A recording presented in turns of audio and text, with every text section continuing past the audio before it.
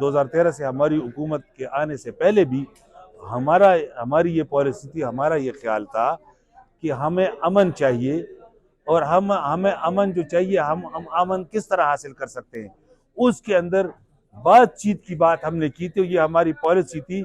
कि एंगेज रखे, बात करें, अगर कोई मसला है तो वो हल किया जाए, क्योंकि देरपा अमन तभी कायम होगा कि ये सारी चीजें, ये सारे लोग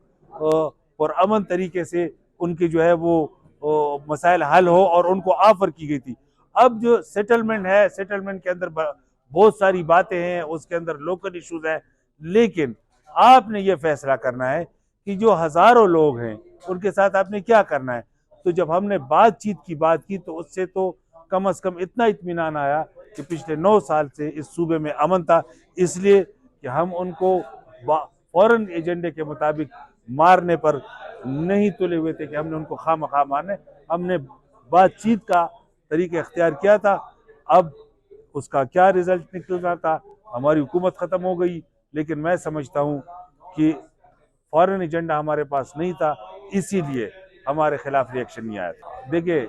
जंग तो किसी चीज़ का हल है नहीं, लेकिन ये समझ लेनी चाहिए बात कि इसके एक ब्रॉड बेस्ड